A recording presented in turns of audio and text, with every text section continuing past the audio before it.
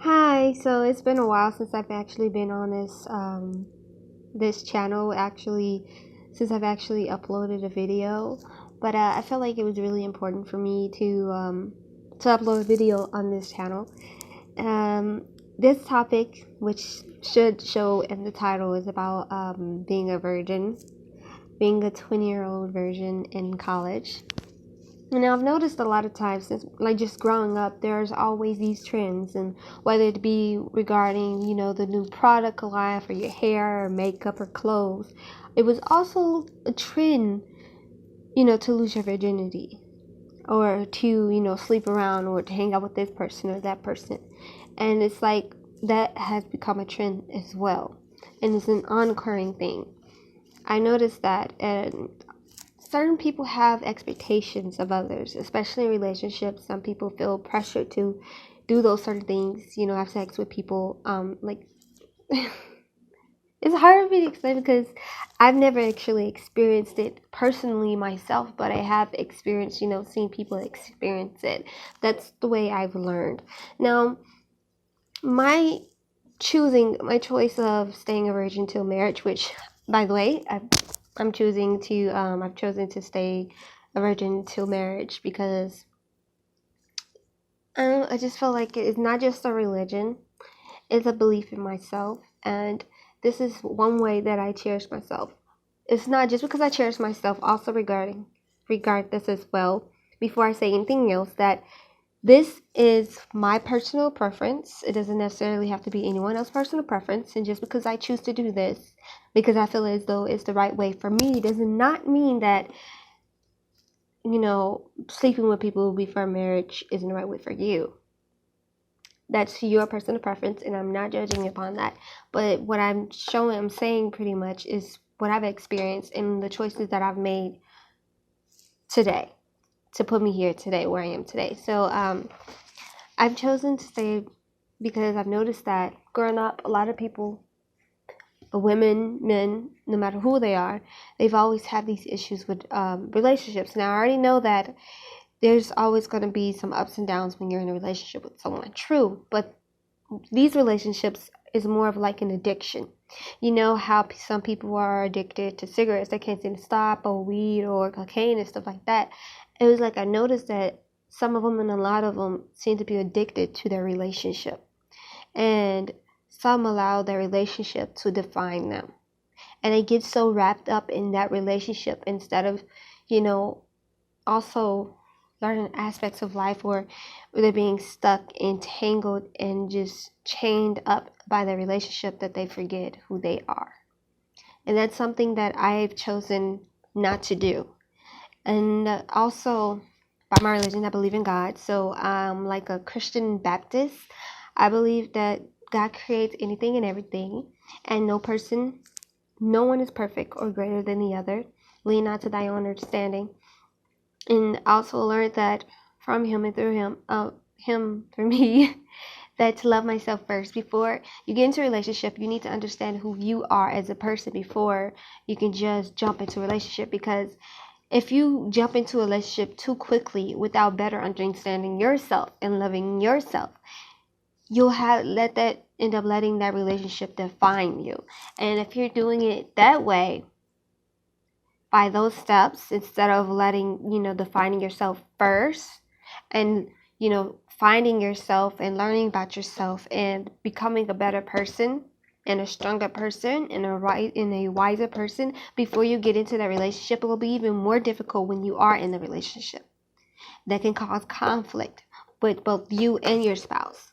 So I've decided to just do soul searching within myself. I've always been watching people for a long time, their relationships, their behaviors, their actions, and everything. And I've also looked at mine. And I just thought to myself, I reevaluated everything that I've seen, everything I've learned and experienced in my life. Who am I going to become? And what do I want to become? And how do I become that person?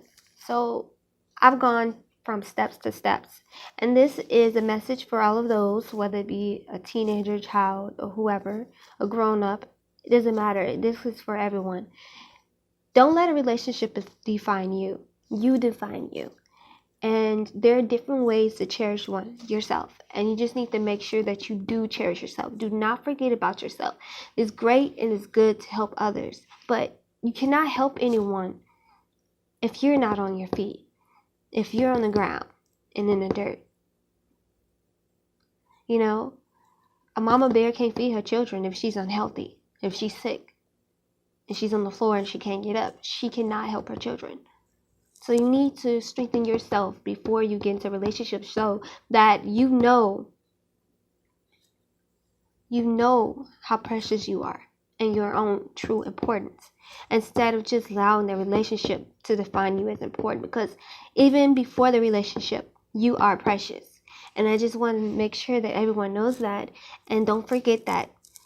And also in society now, how everything is taking a turn. It seems to be taking a turn for a worse. Do not let that stop you from grinding, from working hard, from striving, for striving. Do not let that define you. Do not let that affect you or prevent you from doing that. And to all those little girls and boys who don't have any parents or grandparents or nieces or those who feel like they're alone and they can't talk to anyone, trust me on this. You are not alone. I grew up with 7 children, and my mom recently had one like 2 years ago, but I had pretty much already left the house and moved to go to school somewhere else before she had the baby. So I pretty much grew up around 7 kids. It wasn't easy. My mom has 4 different baby daddies. I'm the second child of the 7. So, well, which was the 7 before like 2 years ago, but yeah, it wasn't easy.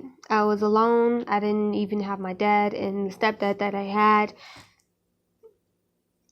he didn't really actually feel like a dad to me, and he also reminded me that he wasn't, especially when he was angry.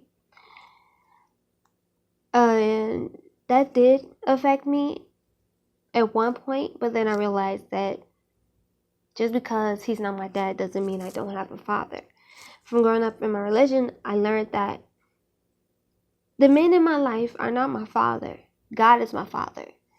And my biological DNA, the person who was in the process helped me, come into this world, he's my dad biologically, but doesn't mean he's my father. True father is God, and you can talk to him every day, anytime you want, and he will be there listening, even if he doesn't even give you feedback, which he will. Usually he will. It's like little imprints in life, little signs on the doorway or in the commercial or on TV. He has it. He places it in there. You just have to open your eyes, and you need to notice the signs, because they are there.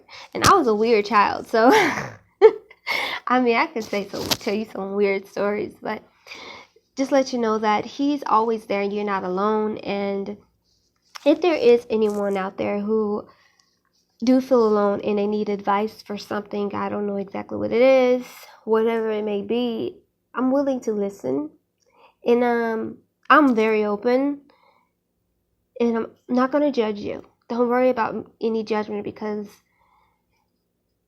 that's not for me to judge. It's God that judges, not me. I'm just here to listen and to observe and to learn. And so are you. So nothing's wrong with making mistakes as long as you learn from your mistakes and to prevent it from happening again. And long as that you strive, you'll become stronger and wiser. And little girls, little boys, you're not alone. There's always someone there around the corner. And even if you are going through terrible times right now, trust me, it will get better. Just keep having hope and stay strong. I grew up in a ghetto. My parent actually, my family, my mother didn't actually have that many food at times. And sometimes I go hungry because the boys, they eat a lot. So it's pretty much like 5 boys and 8 girls right now. And they eat a lot. So usually the food would be gone. Even my birthday cake would be gone. And so sometimes for breakfast, lunch, and dinner, I'd eat on dry cereal, pretty much, because I felt like the milk wasn't mine. None of the stuff was mine. And I didn't want to take anything that belongs to anyone else. So I just stuck with the cereal, the dried cereal, and, the bowl. That was pretty much it. But just because of that, I learned lessons of life. To cherish the things that you do have. Don't complain about it. To be grateful for it. And I was grateful for that little bit of cereal that I had in my bowl. And that's the best way to look on outlook on life. To have an outlook on life, because this experience and this down zone in your life will actually help you grow. And you will learn from it. And you will never, and pray to God that you will never be in that position ever again. Just keep striving and stay strong.